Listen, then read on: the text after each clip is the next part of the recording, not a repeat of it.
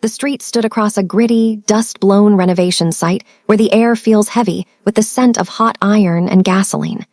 Liam Jean stands like a monolith in a sea of movement, his tailored suit a sharp contrast to the decaying brickwork behind him. Suddenly, the silence of his presence is shattered by the frantic patter of small sneakers on pavement. Sir, please wait." Liam's enforcers, Valen and Kalo, move with instinctive, predatory precision to intercept, but Liam raises a single, tattooed hand. He stops. He turns. Benny stood there, chest heaving, her braids slightly frayed from running. She doesn't look at the guards. She looks straight at Liam, her small hand trembling as she thrusts forward 2 crumpled, sweat-stained dollar bills. "I have $2. I saved it for my birthdays. It's all I have right now, but I can get more. Please." "You have to help my mom. She gets bullied every day. They say they're going to take our house, and she cries when she thinks I'm asleep. Is $2 enough to make them stop?" The camera lingers on Liam's face. There is no mockery, no smile, just a terrifyingly long silence as he looks from the money to the child's eyes. Behind Benny, Clara appears at the edge of the sidewalk, her face pale, her hand over her mouth, caught in the agonizing realization that her daughter has just tried to hire the most dangerous man in the city. What do you think will happen next?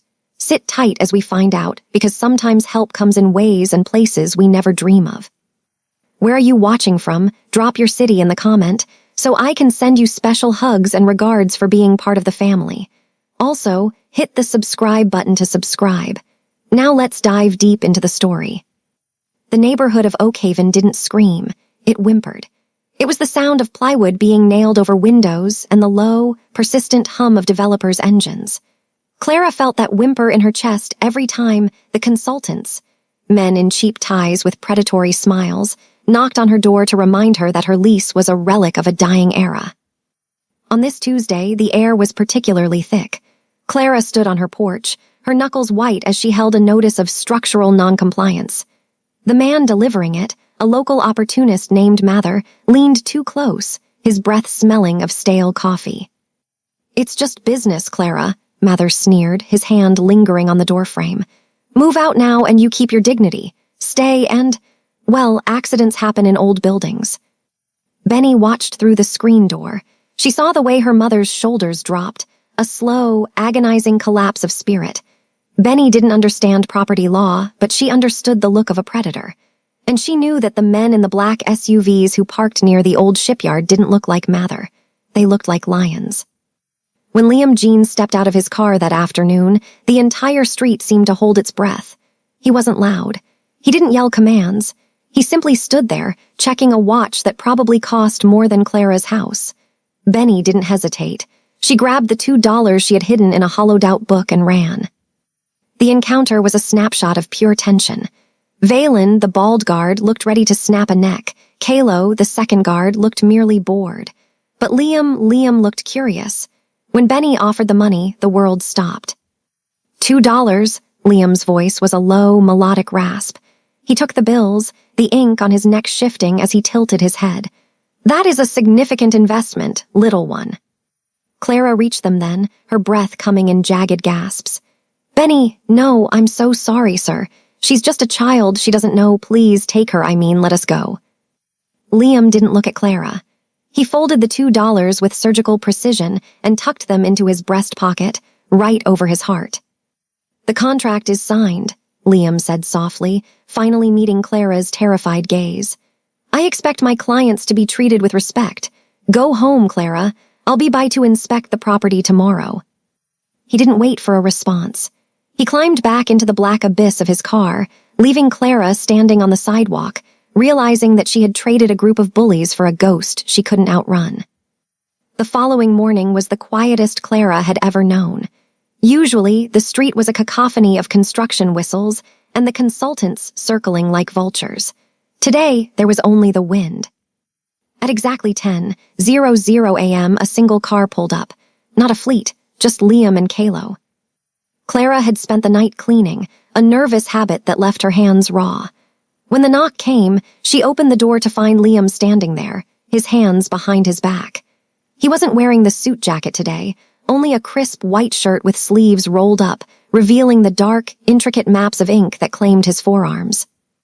"You can't be here," Clara whispered, her voice cracking. "People are talking, they think I'm involved with you." "Are you?" Liam asked, stepping past her without invitation. He didn't look at the furniture or the chipped paint.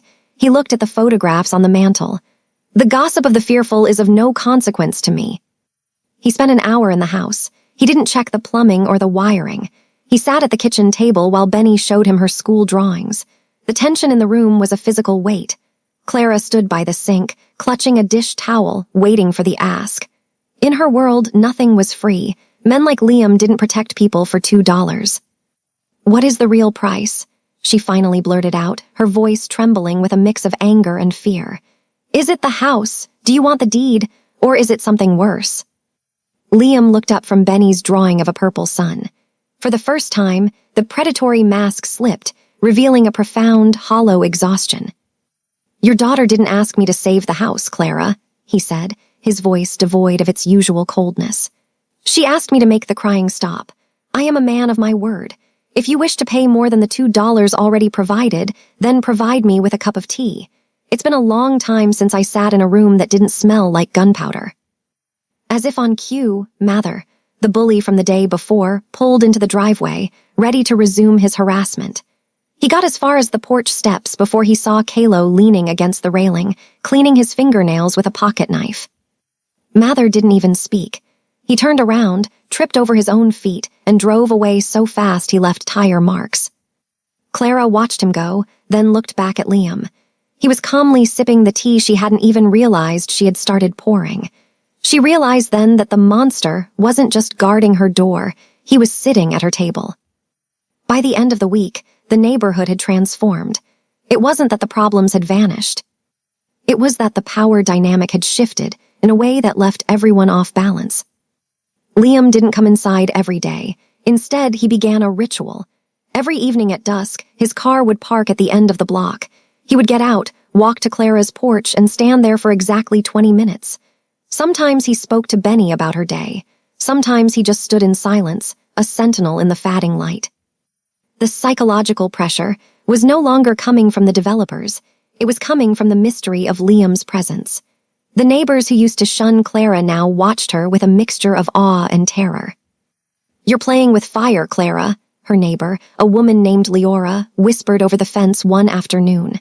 "That man, he doesn't have friends, he has assets. Which one are you?" That question haunted Clara.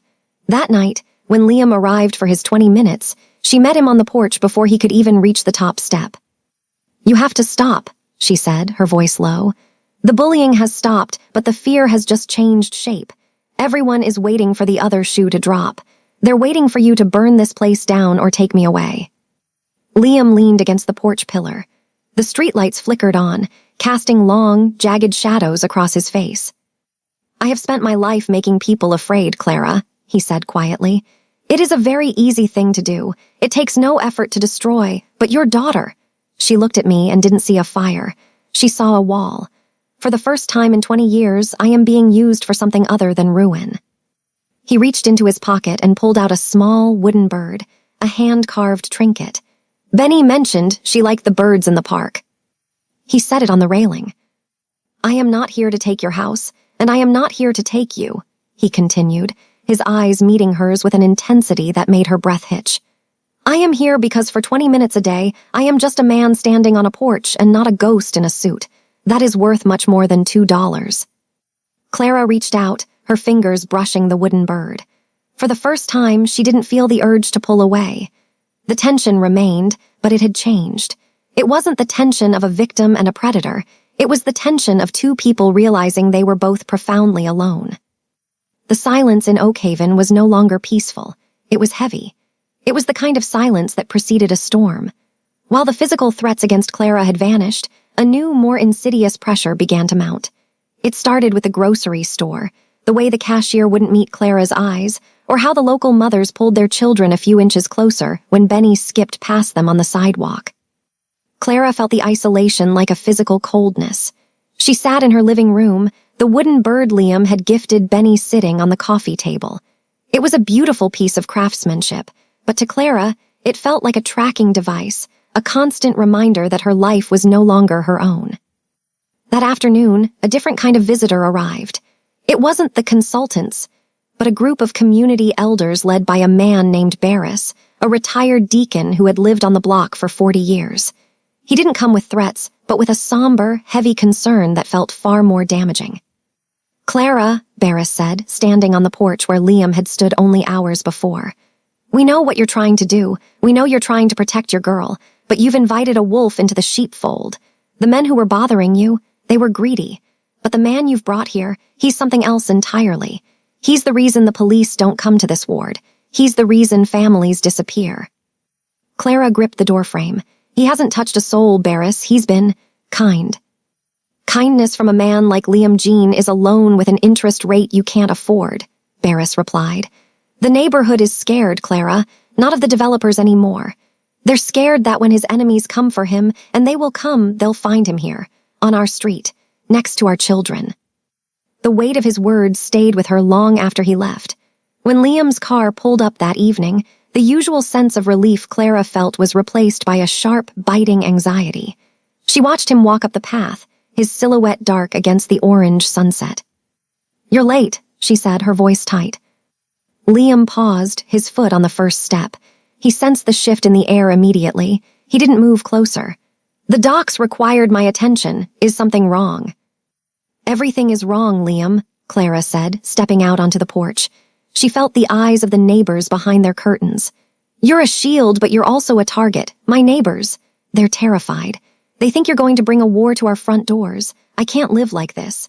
I can't have my daughter growing up in a fortress that's waiting to be attacked." Liam didn't defend himself. He didn't offer platitudes.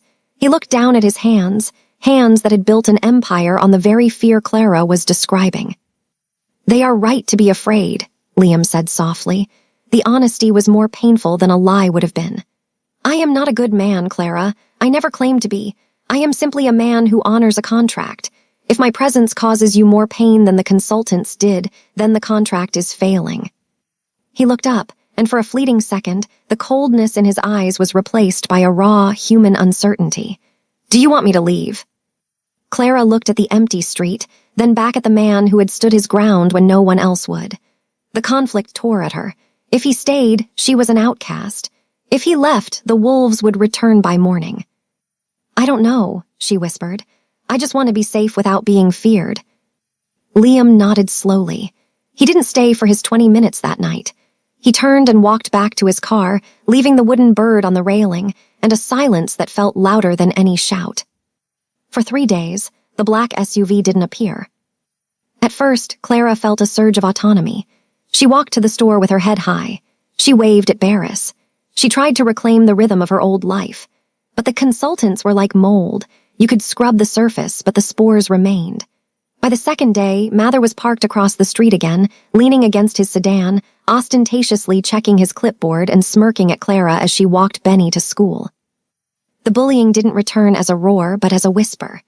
A final notice taped to the door, a mysterious rock thrown through a basement window. The message was clear. The lion was gone, and the hyenas were hungry. Inside the house, Benny was inconsolable. It wasn't about the protection, it was about the man. "Did I do something wrong, Mommy?" Benny asked, sitting at the kitchen table, her $2, which Liam had somehow slipped back into her pocket the night he left, sitting in front of her. "Did he not like my drawings?" "No, baby," Clara said, her heart breaking. "He's just a very busy man." "He kept his word," Benny whispered. "He didn't cry, he made them go away." Clara realized then that Benny hadn't just seen a solution in Liam.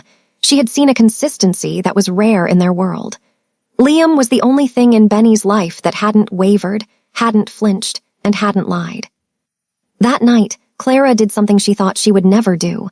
She walked down to the shipyard.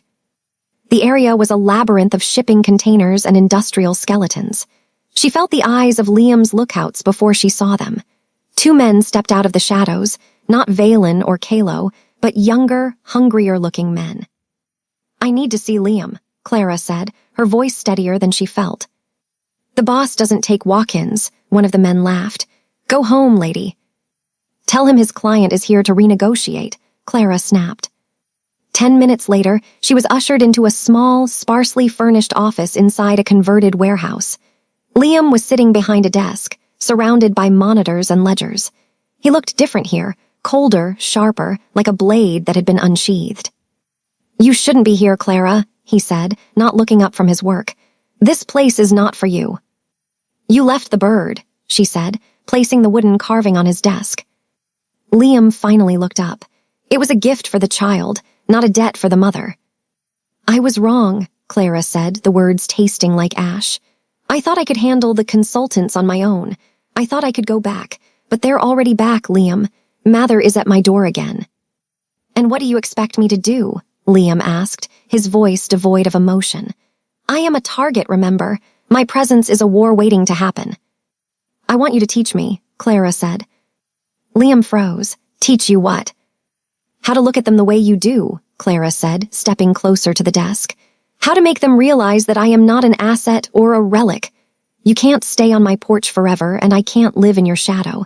Help me stand my own ground. That's the new contract. I'll pay you another $2. Liam stared at her for a long time. The tension in the room shifted from the threat of violence to the threat of intimacy. He saw the fire in her, the same fire he had spent decades trying to extinguish in himself. $2 is a steep price for such a lesson, Liam said, a ghost of a smile touching his lips. It will be difficult. It will be lonely. Are you sure? I've been lonely my whole life, Clara said. I might as well be powerful while I'm at it. The lessons didn't involve weapons. There were no shooting ranges or martial arts montages. Instead, Liam began to show Clara the architecture of power, how it was built on information, composure, and the refusal to be moved. He would come to the house, but instead of standing on the porch, he sat with Clara and reviewed the legal documents the developers were using. He showed her the loopholes, the names of the silent partners, and the pressure points of the men trying to ruin her. Power isn't the gun, Liam told her one evening as they pored over a stack of property records. The gun is what you use when you've already lost the argument. Power is knowing the man across from you is lying and letting him know that you know without saying a word. Benny would sit nearby, watching them. The dynamic had changed. Liam was no longer a sentinel, he was a mentor. And as he taught Clara, something strange happened. Clara began to teach him. She taught him about the neighborhood, the history of the families, the way the sunlight hit the oak trees in the morning, the small, quiet triumphs of people who had nothing but each other. She showed him that the assets he saw were actually lives. You see a map of territory, Clara said, pointing to his tablet. I see the place where Mrs. Gable taught me how to bake. You can't protect a place if you don't understand what makes it worth saving. Liam listened with a gravity that was unnerving. He was a man who had spent his life looking for value, and he was realizing he had missed the most valuable thing of all, belonging. The psychological pressure in the neighborhood began to tilt again. This time, it wasn't fear of Liam, it was confusion. The neighbors saw Clara standing taller. They saw her confronting Mather on the sidewalk, not with screams, but with a folder of evidence and a calm, terrifyingly steady gaze that mirrored Liam's own. Mather was rattled. He didn't understand this new version of Clara. She wasn't a victim anymore, she was a chess player. But as Clara grew stronger, the danger grew more real. Liam's rivals, men who had been watching his distraction in Oakhaven, saw his frequent visits as a weakness. They didn't see a man protecting a child. They saw a king who had stepped off his throne and into a vulnerable domestic sphere. One evening, as Liam was leaving, Valen pulled him aside. The Eura Syndicate is asking questions, boss, Valen whispered, his eyes scanning the rooftops. They think you've gone soft on this block. They think the woman is your leverage. We need to end this. We need to pull back before they decide to make a move on this house just to see you bleed. Liam looked up at the window where Benny was waving goodbye. He felt the cold weight of his world pressing in on the fragile peace he had found. If they touch this house, Liam said, his voice a low, vibrating growl that made even Valen flinch, they won't just see me bleed. They'll see the city burn. Prepare the perimeter. We aren't pulling back. We're digging in. The uncomfortable alliance was about to face its first true test of fire, and Clara was about to find out if she was truly ready to stand her ground. The atmosphere in Oakhaven shifted from a simmer to a cold, biting frost. The Eura Syndicate didn't move with the clumsy greed of developers. They moved with the precision of a scalpel. They began by cutting the threads around the house. The phone lines were severed, the streetlights on the block were smashed, and a heavy, suffocating silence settled over the neighborhood. Liam remained in the house now. He didn't hide, but he sat in the shadows of the living room, his presence a dark anchor. Valen and Kalo were no longer leaning casually against cars. They were stationed at the perimeter, eyes scanning the dark with a lethal intensity. "You should take Benny and go to the safe house," Liam said, his voice barely a whisper in the dark kitchen. "No," Clara replied, her voice steady as she poured a glass of water. "This is what you taught me, isn't it? To stand my ground. If I leave now, I lose the house, the neighborhood, and the dignity I've fought for. If I run, I'm just a victim again." Liam looked at her, his silhouette sharp against the moonlight. "There is a difference between standing your ground and standing in a graveyard, Clara. These men. They aren't consultants. They don't care about deeds or laws." "And you?" Clara asked, stepping closer. "What do you care about, Liam?" The question hung in the air, heavy and dangerous. For months, they had danced around the reality of their connection. It wasn't a romance, it was a recognition. Two people who had been hardened by the world, finding a strange, jagged comfort in each other's strength. "I care about the contract," Liam said, but the lie was thin. Before she could respond, a low rumble vibrated through the floorboards. A black sedan, lights extinguished, crawled down the street. It stopped directly in front of the house. Liam stood, his hand instinctively reaching for the hidden holster beneath his shirt, but he paused. He looked at Benny, who was asleep on the sofa, clutching the wooden bird. He looked at Clara. For the first time, the Mafia boss looked afraid, not of death, but of the ruin his world was about to bring into this sanctuary. "Get in the basement," Liam commanded. "Now." "Only if you promise that when this is over, you don't disappear," Clara challenged. Liam didn't answer. He simply pointed toward the stairs. As the first window shattered in the back of the house, Clara grabbed Benny and descended into the dark, realizing that the $2 contract was about to be paid in blood. The conflict wasn't a cinematic explosion of gunfire, it was a psychological siege. The Yura enforcers didn't storm the house. They waited. They circled. They sent a message by torching Mather's car 2 blocks away, a warning that the old bullies were nothing compared to the new ones. Inside, Liam moved with a terrifying, ghostly grace. He didn't fire a single shot. Instead, he used the darkness of the house he had come to know so well. He knew which floorboards creaked. He knew how the shadows pooled in the corners. When the back door was kicked in, Liam didn't meet them with a frontal assault. He was a shadow among shadows. One by one, the intruders were neutralized, not with the intent to kill, but with a clinical, efficient brutality that sent a clearer message. You are outmatched in a house protected by love. From the basement, Clara heard the muffled thuds and the sharp intake of breaths. She held Benny close, whispering stories of the neighborhood's history to drown out the sounds above. She realized that Liam was fighting for the very thing she had taught him, the value of a home. An hour later, the silence returned. It was a different kind of quiet, the quiet of a victor. The basement door creaked open. Liam stood there, his white shirt stained with dust and a single streak of dark crimson on his cheek. He looked exhausted, his predatory mask shattered. "It's over," he said. "They won't come back. I've made sure the Yura understand that this block is sovereign territory." Clara stood up, her legs shaking but her gaze firm. She walked over to him and did something that surprised them both. She reached up and wiped the blood from his cheek with her thumb. "You're hurt," she whispered. "I'm alive," he countered. "Because of a child's $2. "No," Liam said, his voice cracking for the first time. "Because for the first time in my life, I had something to come back to." The stakes had shifted.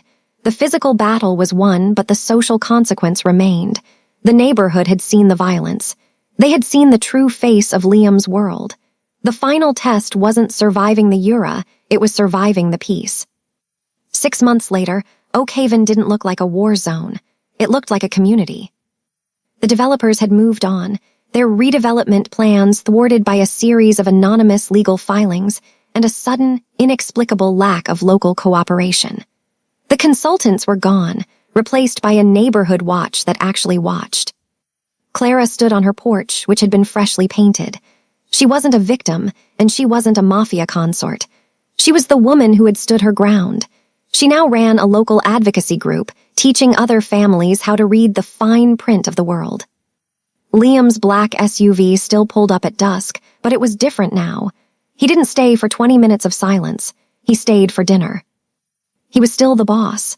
He still had the ink on his neck and the weight of a dark empire on his shoulders.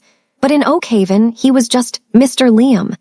He had funded the repair of the park and the new streetlights, not as a savior, but as a resident. Benny ran down the steps to meet him, holding a new drawing. This one wasn't of a purple sun. It was a portrait of a man, a woman, and a little girl standing in front of a house with a solid, unshakable foundation. "Is the contract still good?" Benny asked, looking up at him with the same fearless eyes she had 6 months ago. Liam reached into his pocket and pulled out the original, crumpled $2, now encased in a small, protective plastic sleeve. "The contract is for life, Benny," Liam said, looking over her head at Clara, who was leaning against the doorframe, smiling. The story didn't end with a wedding or a dramatic exit into the sunset. It ended with a quiet, hard-won unity. They were an unlikely family, a woman who found her power, a man who found his soul, and a child who knew that hope was worth exactly $2. As the sun dipped below the horizon, the neighborhood was finally quiet. Not the silence of fear, but the deep, resonant peace of a place that finally knew it was home. End of the story.